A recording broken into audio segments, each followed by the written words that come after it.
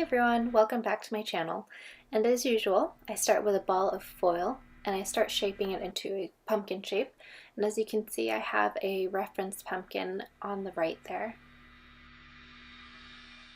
And so now I'm going to go ahead and cover this foiled pumpkin up with paper tape. Taping the stem down at this stage of the sculpt really helps to stabilize the stem and create a stronger bond. For the color of this pumpkin, I'm mixing Craft Smart's orange and some Primo in white.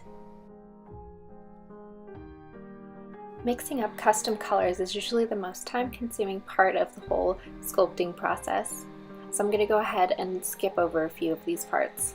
Custom color is made, time to take a coffee break. Even after all of that color mixing, the clay is still not conditioned to the point in which I want it to be. So I'm further conditioning it here before I add it onto the base.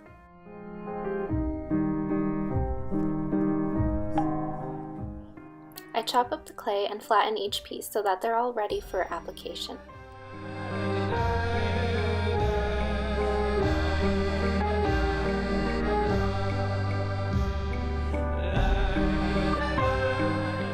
So here's the actual speed that I work at.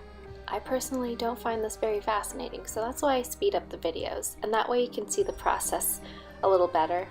But don't get me wrong, I do think that these parts of the video are important, just so that you can get a detailed look into what I'm actually doing, and also a reality check in that these videos are only a few minutes long, however they can take up to several hours of work.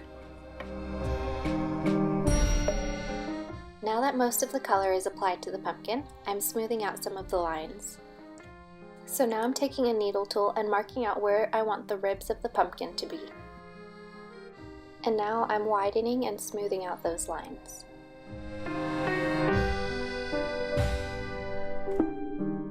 Now it's time to carve a face into this pumpkin. As you may recall, this prompt is called the dumbest pumpkin.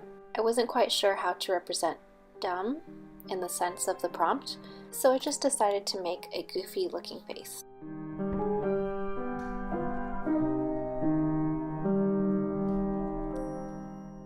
If you've been watching along this journey, I'm sure you've discovered that I like to create these sort of faces that have a skull-like appearance to them. I think about skulls every day. With every human I encounter, whether it be through the screen or in person, I think about how their skull must look like. The more fascinating a person's face is on the outside, the more my mind tends to create the skull underneath. I like to think that I'm adding this to a collection of things in my mind, so all of the skulls that I end up sculpting do have fragments of the different people that I've encountered. There's a line in the IT crowd where Richmond is on a date, sort of, and he says to his date, "When you laugh, I can see the outline of your skull. You have a beautiful skull."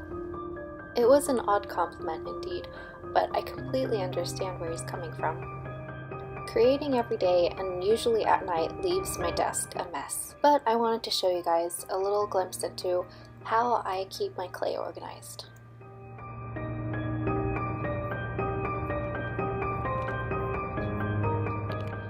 I keep a variety of different colors. These are scraps or leftovers from previous custom colors that I've mixed.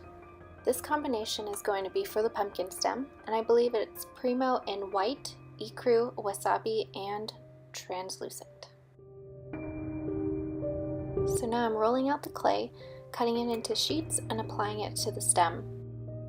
Once I've applied all the clay to the stem, I begin to shape and texture it.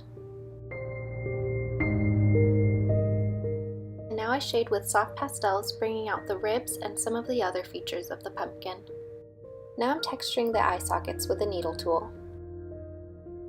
Here I'm carving out the letters D, U, M, B on the top teeth. Looks great!